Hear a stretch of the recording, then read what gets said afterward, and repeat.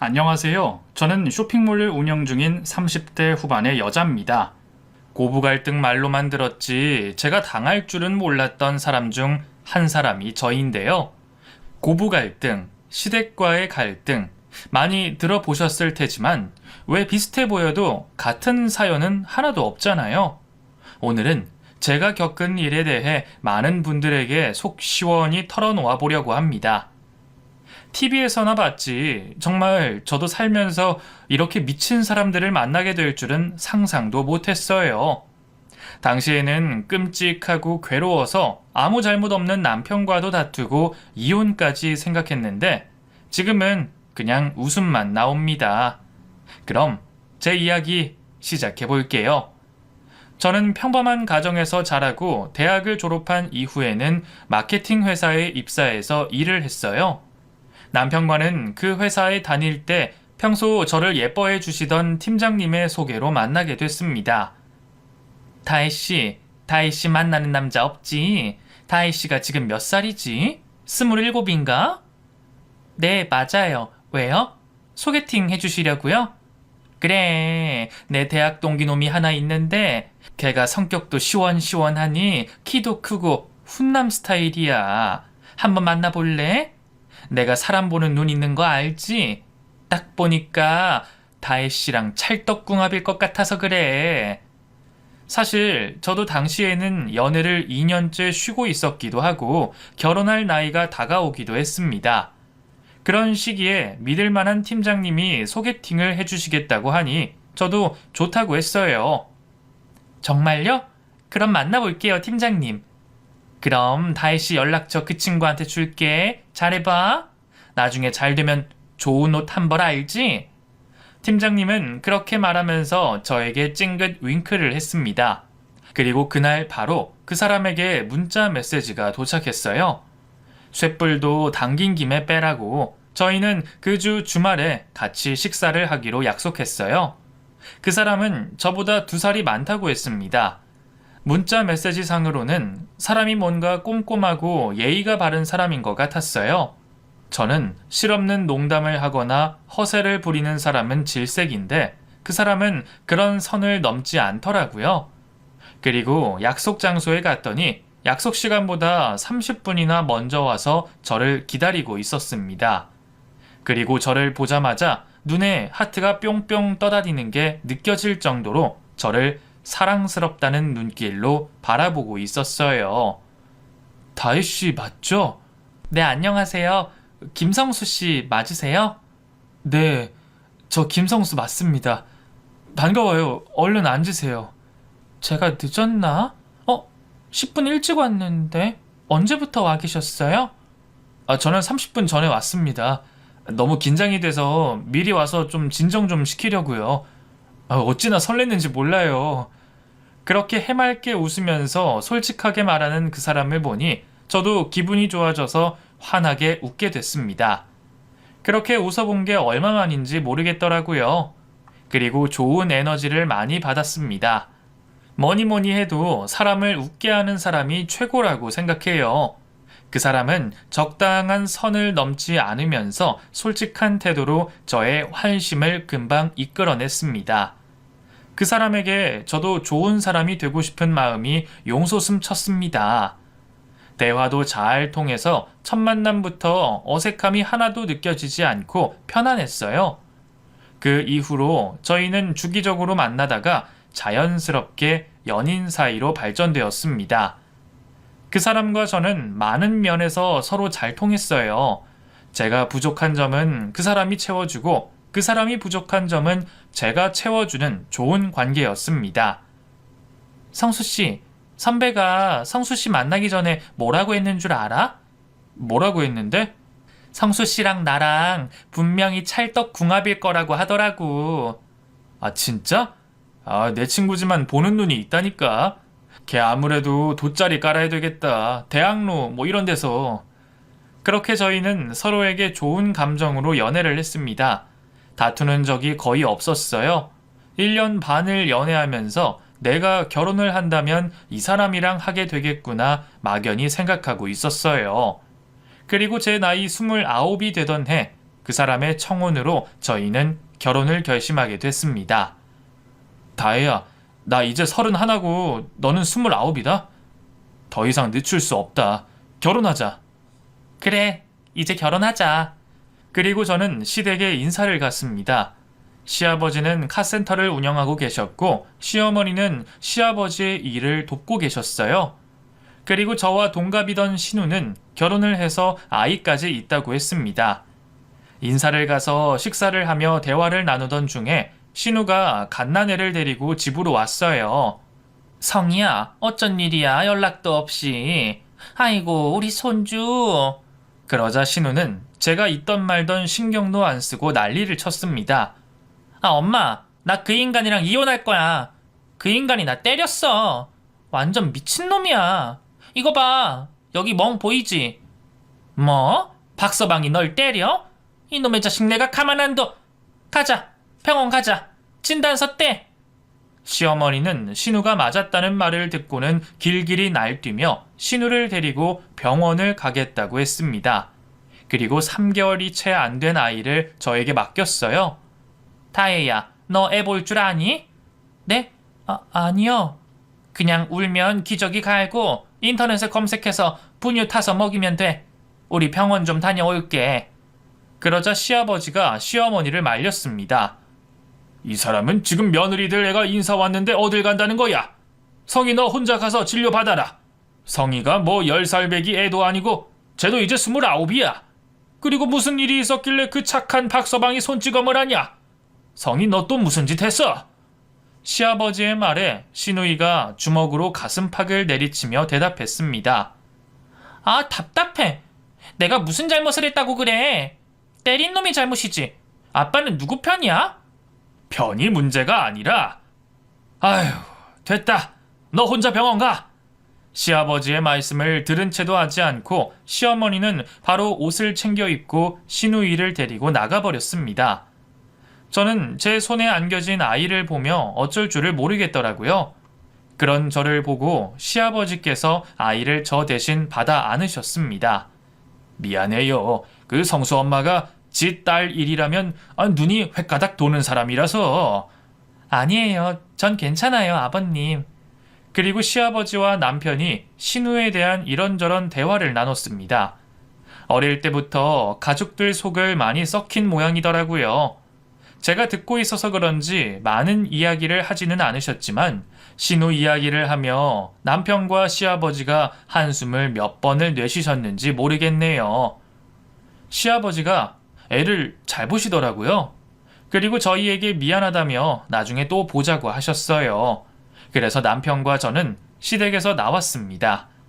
정말 갑작스러운 상황에 어리둥절하더라고요. 그런 저를 보며 남편이 말했습니다.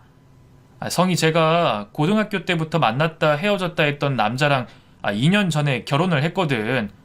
결혼하고 나서도 또 헤어진 애 만회하면서 살다가 애가 져서 임신하고 애 낳고 나면 잘 살 줄 알았더니 대체 또 무슨 일인지.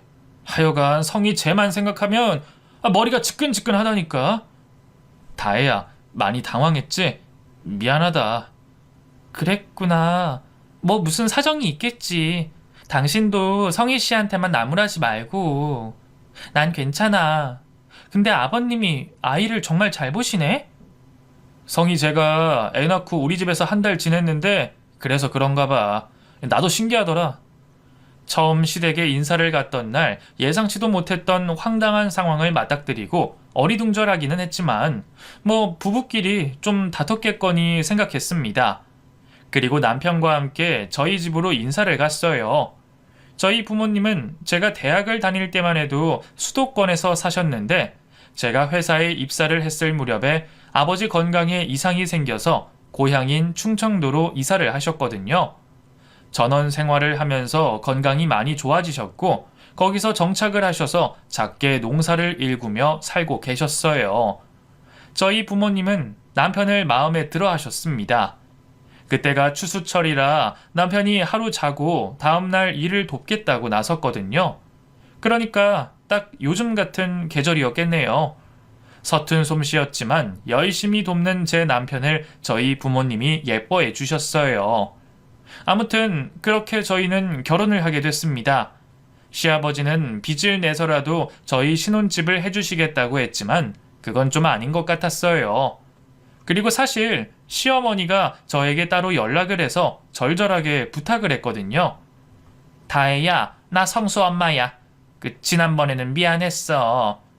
어머, 어머님, 잘 지내셨죠? 그게 우리 상견례 전에 내가 할 말이 있어서 너 이 두 사람 결혼하고 우리 집에서 당분간 지내면 안 될까? 어차피 성수방 크니까 거기서 두 사람이 같이 지내기 충분할 거야. 침대도 내가 킹 사이즈로 바꿔줄게. 혼수다 뭐다 아직 준비하기 힘들지 않어? 그 말에 저는 처음엔 당황했지만 그래도 조금 더 여유가 생기면 둘이 따로 나와서 사는 것도 괜찮겠다는 생각이 들었어요. 아직은 저희 둘 다 경제적으로 여유가 좀 없긴 해요, 어머니. 근데 저 들어가서 사는 거 불편하지 않으시겠어요? 불편은 그냥 내가 엄마다 생각해. 아이고, 딸내미가 하나 더 생기겠네. 너무 신난다. 시어머니의 말에 저는 그래, 뭐 별일이야 있겠냐 싶은 생각으로 남편과 상의 끝에 시댁살이를 결심했습니다. 다혜야, 우리 집에서 사는 거 괜찮겠어? 난 상관없는데? 우리 사실 지금 당장 집 구하기 빠듯하잖아. 1년만 바짝 모아서 제대로 준비하고 나가도 좋을 것 같아. 그렇긴 한데 그럼 결혼을 좀 미룰까? 그게 무슨 말이야. 지금 와서? 내 걱정은 하덜덜 마세요. 어차피 출퇴근하고 그런데 뭐 무슨 일이야 있겠어? 그래, 그럼 그렇게 하자. 내년에는 우리 집 구해서 나가자. 당시에 시댁이 평수가 꽤 큰 아파트였거든요. 저희는 1년만 시댁에서 지내면서 1년 후에는 집을 구해서 나가기로 했습니다. 그때는 왜 그런 결심을 했는지 저도 잘 이해가 가지 않습니다. 그냥 천하태평했던 것 같아요. 지금 와서 돌이켜보면 잘못돼도 너무 잘못된 판단이었네요. 아무튼 식을 올리고 신혼여행을 다녀온 후에 저희는 바로 시댁에서 신혼생활을 시작했습니다. 아침에 출근 전에 일찍 일어나서 시어머니와 함께 식사 준비를 했어요. 제가 자취를 오래 해서 요리랑 살림에는 도 같은 상태였거든요. 그래서인지 시어머니로부터 잔소리를 듣는 편은 아니어서 다행이라고 생각했습니다. 또 다른 시집살이에 복병이 나타날 줄은 전혀 예상치 못했거든요. 그렇게 한 달이 흐른 후에 저는 허니문 베이비를 갖게 됐다는 사실을 알게 됐어요. 초반에 입덧으로 고생을 해서 회사에서 눈치가 보였습니다. 그리고 그때 당시 다니던 회사에서 외근을 해야 하는 일도 많았는데 일을 제대로 감당하지 못하자 상사분들에게 핀잔을 많이 들었어요. 아이, 결혼하고 임신했으면 일 그만둬야 되는 거 아니야? 다혜 씨도 알잖아. 우리 업계 빡빡하게 돌아가는 거. 죄송합니다. 저는 더 할 말이 없었습니다. 저와 친하던 팀장님이 방패 역할을 해주셨지만 그것도 한계가 있었습니다. 그래서 저는 결국 임신 3개월 차에 권고사직을 당하게 됐어요. 너무 서글프더라고요. 호르몬의 영양 탓도 있겠지만 굉장히 우울한 나날을 보내게 됐습니다. 그리고 엎친 데 덮친 격이라고 하죠. 제가 사직을 하고 힘없이 시댁에서 지내면서 나중에 하고자 했던 쇼핑몰 사업을 구상 중이었던 때였어요. 시어머니가 안절부절 못하며 시노이의 이혼 소식을 전해왔습니다. 다혜야. 네? 어머님 왜요? 왜요는 일본요고. 야, 우리 성이 결국 이혼했단다. 어쩌다가. 아이고, 불쌍한 우리 딸. 겨우 양육권은 가지고 왔다는데 이를 어쩌냐. 내 딸이 이혼녀의 싱글맘이라니 이를 어째. 저는 뭐라고 이야기를 해야 될지 모르겠더라고요. 아이고, 어머니, 요즘 이혼은 별거 아니에요. 아가씨 강한 사람이니까 새 출발할 수 있을 거예요. 너무 걱정하지 마세요. 겨우 그렇게 위로의 말을 했는데 시어머니가 제 말을 듣자마자 도끼 눈을 뜨고 저를 노려보면서 소리쳤어요. 너는 그걸 말이라고 하냐? 너도 여차하면 이혼하겠다는 말로 들리네? 지 일 아니라고 입을 함부로 놀려? 아니요, 그게 아니라 저는... 됐다! 듣기 싫어! 아무튼 성이 내일부터 애 데리고 집에 들어와서 살 거야. 성이 결혼 전에 쓰던 방에서 지낼 거니까 그런 줄 알아. 너도 이제 일 안 하니까 집에서 성이 좀 위로해주고. 네, 어머니. 그리고 다음날 신우가 아이를 업고서 시댁으로 들어왔어요. 신우는 알면서도 저를 보며 왜 집에 있냐고 묻더라고요. 언니, 지금 회사 갈 시간 아니에요? 왜 집에 있어? 일단 우리 애 좀 받아줘요. 저는 얼떨결에 신우의 아이를 받아 안고 대답했어요. 저 회사 그만둬서... 제 말을 시어머니가 자르고 대신 대답했습니다. 얘 임신했다고 회사 잘렸잖니. 뭘 그 1년 동안 돈 열심히 모아서 나가겠다더니 다 글러먹었지 뭐.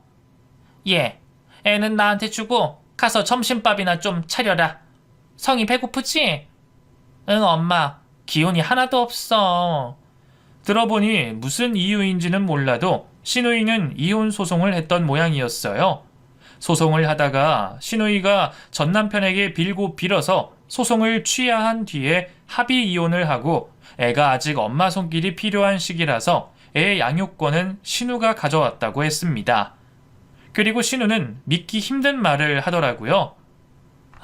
양육권도 지가 가져가지 뭐 대단한 일 한다고. 내가 애를 어떻게 키워?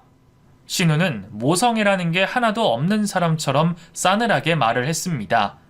저는 제 귀를 의심했네요. 그리고 제가 차린 밥상에 밥을 먹다가 신우가 시어머니에게 말했어요. 엄마, 나랑 같이 바람이나 좀 쐬고 오자.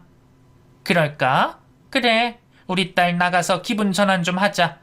다혜야, 너 애 볼 수 있지? 네? 네, 어머니. 그럼 우리 다녀올게. 지금 애 자니까 밥상 치우고 애 깨면 분유 먹이고 해라. 시모와 시누이는 그렇게 말을 하고 둘이서 꽃단장까지 하고 쏠랑 밖으로 나가버렸습니다. 저도 임신 중인 예비 엄마로서 많이 공부한 게 있던 터라서 당황스럽긴 했지만 애를 보는 건 어렵지 않았어요. 하지만 왠지 제가 전래동화 속 콩쥐팥쥐의 콩쥐가 된 기분에 서러운 마음이었습니다. 사실 저도 바람 쐬러 가고 싶었거든요. 저는 마치 집에서 일해야 되는 사람 마냥 구는 시어머니와 신우가 얄미웠습니다. 그리고 그날 밤 늦도록 시어머니는 집에 올 생각을 하지 않았어요. 퇴근한 시아버지가 전화를 했지만 받지도 않았습니다. 이 여편네가 어딜 가서 안 오는 거야? 다혜야, 네 시엠이 어디 간다고 말 없었어?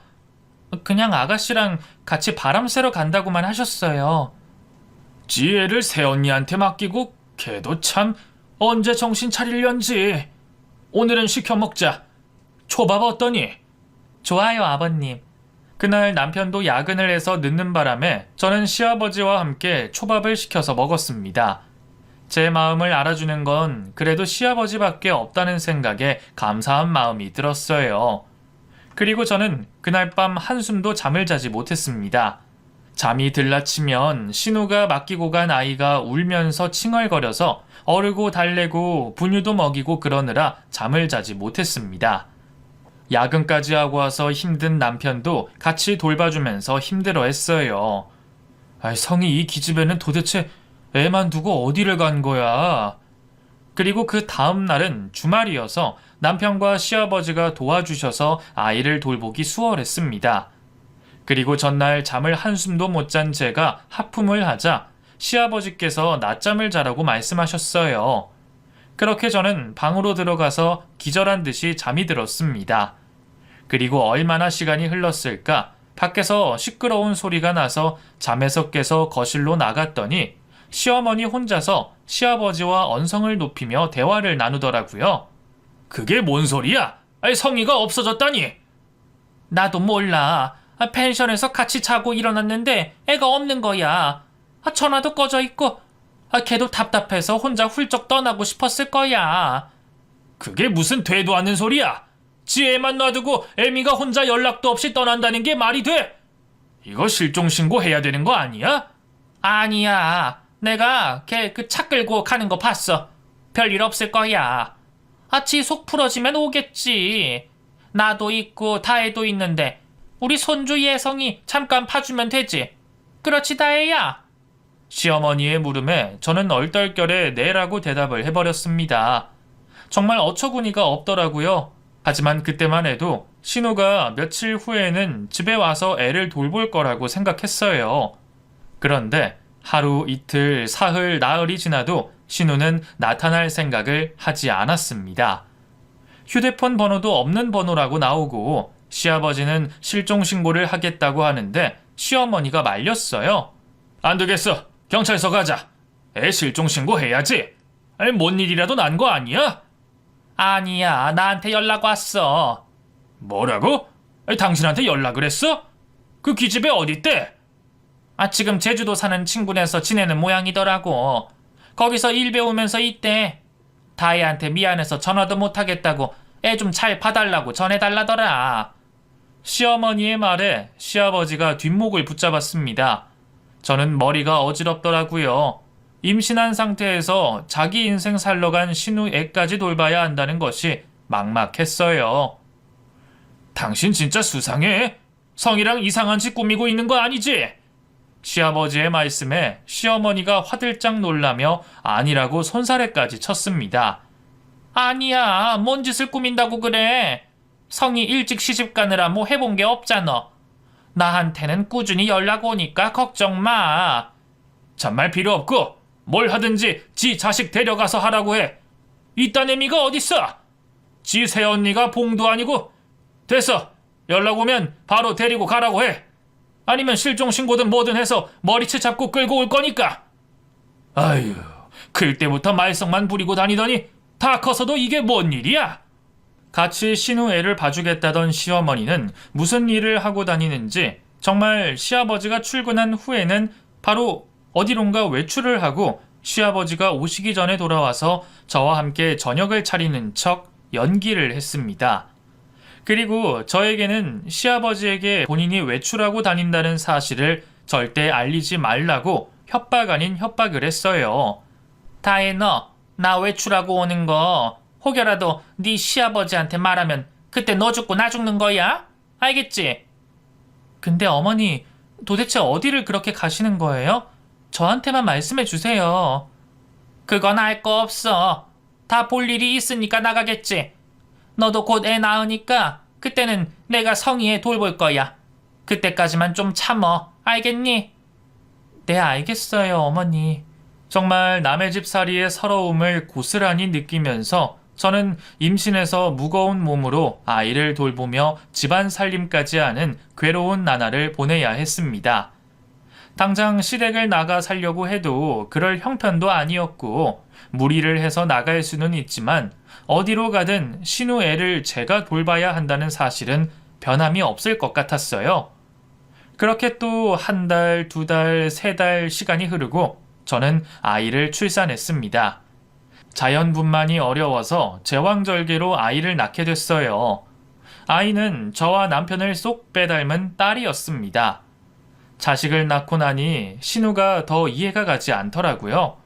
어떻게 이렇게 눈에 넣어도 아프지 않을 자식을 내팽개치고 지 삶 살겠다고 연락도 없이 떠나버릴 수가 있는지 시조카가 불쌍하다는 생각도 들었네요. 아이를 낳고 시아버지 덕분에 저는 산후조리원에서 2주간 머물 수 있었습니다. 그 기간 동안에는 시어머니가 저희 애를 보러 오지도 않은 채 시조카를 돌보고 있었고요. 그리고 시아버지와 대판 싸운 모양이었습니다.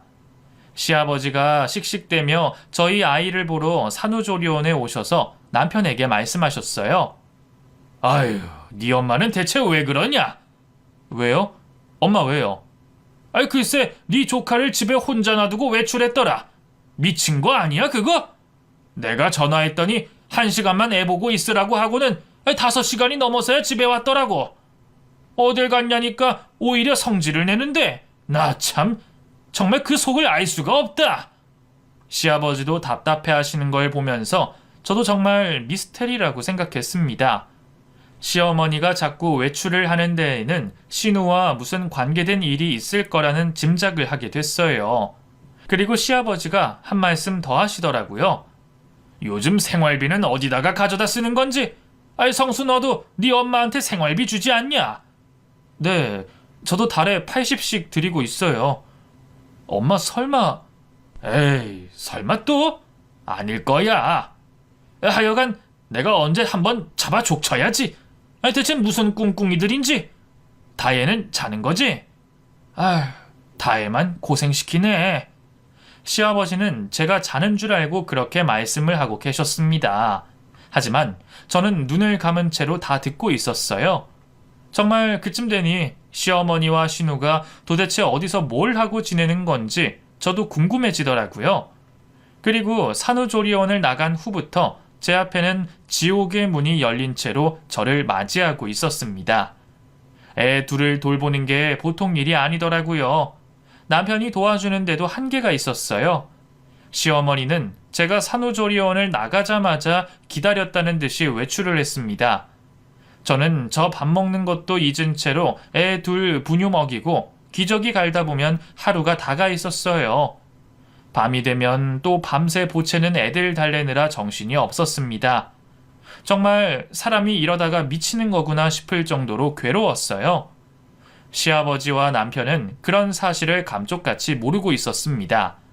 시어머니가 철저하게 속이고 있었거든요. 저는 임신하고 찐 살이 단숨에 쭉쭉 빠졌습니다.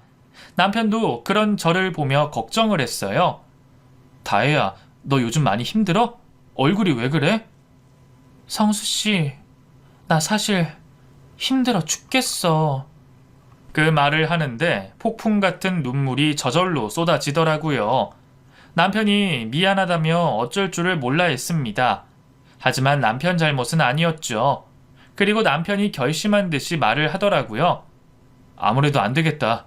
언제까지 우리가 애 둘을 키울 수는 없잖아. 내가 무슨 수를 써서라도 성이 이 기집애 꼭 찾아서 데리고 올게. 그날 이후로 남편은 백방으로 신우의 행적을 알아보고 다니는 것 같았습니다. 시어머니를 만나면 항상 신우가 어딨는지 캐묻기도 했고요. 하지만 시어머니는 절대 모른다고 발뺌을 했습니다. 아, 내가 어떻게 아니? 그냥 지금 부산에서 잘 지낸다는 것만 알아. 이제 곧 올 거야. 엄마, 다혜 지금 상태 어떤 줄 아세요? 애가 그냥 살이 쪽 빠졌어요. 엄마, 예성이 같이 보고 계신 거 맞죠? 이게 뭔 아들이 이렇게 잔소리가 많어? 네 와이프만 중하니? 아이고 속상해. 시어머니는 괜히 화를 내며 그 대화를 피하고는 했습니다. 저는 산후 우울증에 걸린 사람처럼 혼자 있으면 죽고 싶다는 생각까지 들었어요. 정말 너무 힘들더라고요. 저는 바깥 활동도 좋아했던 사람이고 쇼핑몰을 시작할 계획도 있었는데 아무것도 할 수 없이 내 자식과 신우 자식이지만 엄연히 남의 자식까지 돌보면서 시어머니 눈치까지 보고 살려니 정말 죽을 맛이었습니다. 그런 우울함에도 적응해가며 지내다 보니 시간이 훌쩍 흘러 있었어요. 신우가 실종된 지 1년이 다 되어 가던 어느 날이었습니다. 그날은 시조카의 돌날이었거든요. 신우는 없지만 시조카 돌잔치라도 해주고자 마음먹고 열심히 음식 준비를 하고 있었어요. 그날은 아버님도 제 남편도 쉬는 날이라서 함께 음식 준비를 했습니다. 그리고 남편이 말했어요. 아버지, 다혜야, 성희 걔 지금 어디 있는지 대충 파악해놨어. 곧 데리고 올게요. 뭐? 아, 그걸 왜 이제 말해? 성희 그 자식 어딨다냐? 시아버지의 말씀에 남편이 입을 열려던 찰나에 현관벨이 울렸어요. 그날도 아침 일찍 외출했던 시어머니가 돌아오는 모양이라고 생각했습니다. 그리고 제가 나가서 문을 열어주고 펼쳐진 광경에 기겁을 했어요. 웬 처음 보는 남자가 신우의 머리채를 붙잡고 있었고 시어머니는 그 남자를 떼어놓으려고 야단이었거든요. 이거 놓고 말하게. 이거 놔! 장모님, 이거 놓으면 얘 또 쪼르르 도망갈 텐데 저 못 놔요. 지금 여기 오면서도 몇 번이나 도망친 거 붙잡아 오는 거 다 보셨잖아요. 장모님도 그러시면 안 돼요. 시끄러운 소리에 놀란 남편과 시아버지도 현관 앞으로 달려오셨어요. 그리고 시아버지가 말씀하셨습니다. 자네가 여기 웬일인가? 성희 너, 이게 무슨 일이야? 장인어른, 일단 들어가서 말씀드리겠습니다. 야, 여기까지 와서 도망갈 생각 말고 들어와. 그러자 신우가 애원하며 말했습니다. 여보, 미안해. 내가 다 갚을게. 아빠한테는 말하지 마. 제발. 시어머니도 똥 마려운 개마냥 옆에 서서 안절부절 못하며 말리더라고요. 김서방, 우리끼리 해결하자고. 일단 같이 나가자. 아니요. 저는 아버님한테 다 말씀드릴 겁니다. 들어가세요. 대화 내용을 들어보니 낯선 남자는 신우의 전남편인 것 같더라고요. 뭐 때문에 그렇게 화가 나서 흥분하고 있는 건지 도무지 알 수가 없었습니다. 그리고 신우 전남편이 신우 머리채를 휘어잡은 채로 집으로 들어오자 신우가 미친 듯이 도망가려고 애를 썼어요. 그 모습을 보고 제 남편까지 달려가서 신우를 데리고 들어왔습니다. 성이 너 무슨 짓을 하고 다녔길래? 야, 들어와. 내가 현관 앞에 서 있을 테니까 도망갈 생각 마라. 너 때문에 우리가 얼마나 고생했는 줄 알아?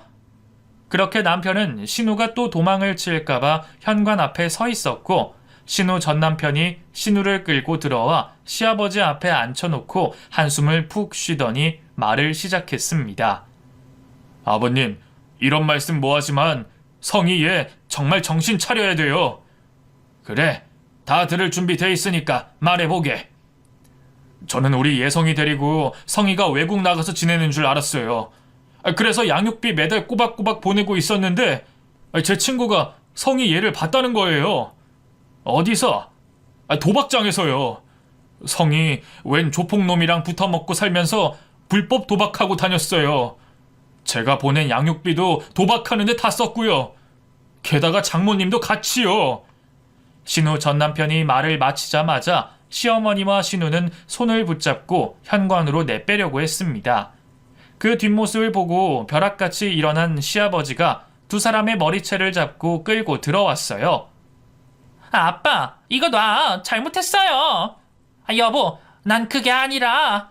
시아버지는 양손으로 신우와 시모의 머리채를 잡고 두 사람의 이마를 소리가 날 정도로 크게 꽝 찍어버렸습니다. 두 사람은 그대로 거실 바닥에 주저앉았어요. 그리고 잠시 기절한 두 사람의 뺨을 내리치며 시아버지가 고래고래 소리를 질렀어요. 이 미친 거사! 지 아들 내버리고 조폭이랑 뭐를 어째?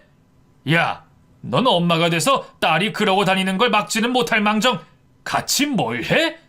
도박? 너 내가 한 번 더 도박하면 내쫓는다고 했냐 안 했냐? 시아버지의 고함에 정신을 차린 두 사람은 거실 바닥에 바짝 엎드려서 울며불며 빌기 시작했습니다. 아빠, 한 번만 봐줘요. 저도 당한 거라니까요. 그놈이 그런 놈인 줄 어찌 알았겠어요. 여보, 나도 성이 끌어내려고 했는데 그 자식들이 도박판을 버려놓고 그렇게 꼬시는데 안 넘어가는 사람이 어딨어. 그 말을 듣고 시아버지는 또 몽둥이를 찾는 신용을 하면서 더 화를 내셨습니다. 이것들 이거 말로 하면 안 되겠어. 다혜야, 뭐 그 긴 막대기 같은 거 있으면 가져와라. 야, 지금 니들이 하는 말은 다 변명밖에 없는 거 알아 몰라? 성인아! 아빠, 죄송해요. 네 새언니한테 사과해. 너 그러고 망나니처럼 살 동안 네 새언니가 혼자서 얼마나 고군분투 힘들었는 줄 알아? 아이고, 이것도 자식 새끼라고? 아이고, 내 팔자야. 저는 시아버지에게 제가 당한 걸 다 털어놓기로 마음먹고 시어머니가 저와 함께 살며 아침마다 외출을 하고 저녁에 돌아오던 이야기까지 했습니다. 그 말을 듣고 시아버지가 길길이 날뛰셨어요. 그런 일이 있으면 진작에 말을 하지, 다혜야. 너 혼자 얼마나 고생이 많았냐? 김서방한테도 내가 면목이 없네. 둘 다 엎드려 뻗쳐! 시아버지께서 오래 직업군인으로 생활을 하셨다는 걸 알고 있었는데 그렇게 얼차려까지 시키는 모습을 보니까 그 사실이 뼛속까지 와닿더라고요. 시어머니와 신우는 엎드려 뻗쳐를 하고 연신 사죄를 했습니다. 그리고 신우의 전남편은 앞으로 아들 양육은 본인이 할 것이고 사기 고소까지 하겠다고 으름장을 놨어요. 그 말을 듣고 신우가 신우 전남편 바짓가랑이를 붙잡고 애원을 했습니다. 여보, 그것만은 하지 말아줘. 나 이미 도박으로 경찰 신고된 거 알잖아. 나 가중처벌 당하면 진짜 징역 살지도 몰라. 그 말을 듣고 신우와 시어머니 외에 모든 사람이 어처구니가 없었습니다. 자기 애를 그렇게 버려두고 조폭이랑 연애하면서 도박하고 다닌 죄에 대한 반성은 하나도 없이 본인이 죗값을 치러야 한다는 사실에만 두려움을 느끼는 신우가 인간 같지도 않았어요. 시아버지께서 그날 바로 신우 전 남편에게 신우에게 준 양육비를 다 돌려줬습니다. 자네 마음 충분히 이해하네. 하지만 내 돈 우선 받아주게. 그렇게 양육비를 받은 신우 전 남편은 본인 아이를 데리고 나가면서 저에게 감사 인사를 했습니다. 어쨌든 저희 아이 지금까지 잘 돌봐주셔서 감사합니다. 죄송하고요. 저도 뭐 면목이 없어요. 성이 제 말을 다 믿은 제 잘못이죠. 애는 제가 맡아서 잘 키우겠습니다. 장인어른, 장모님, 아니 어르신들, 저 이만 가볼게요. 그리고 성이 제가 저지른 범죄 증거 저한테 다 있으니까 필요하시면 언제든지 말씀하세요. 성이 넌 예성이 평생 볼 생각하지 말고 살아. 그래도 제가 돌본 세월이 있어서 그런지 애를 데리고 가니까 어쩐지 시원섭섭한 마음이 들더라고요. 그리고 시아버지의 매타작으로 이마에 혹이 불어난 신우와 시모는 또다시 도망을 칠 궁리를 하고 있었어요. 그걸 알아챈 시아버지께서 경찰에 두 사람을 신고했습니다. 여기 불법 도박을 한 사람들이 도망을 가려고 해요. 와서 구치소에 쳐넣든 감옥에 쳐넣든 하십시오.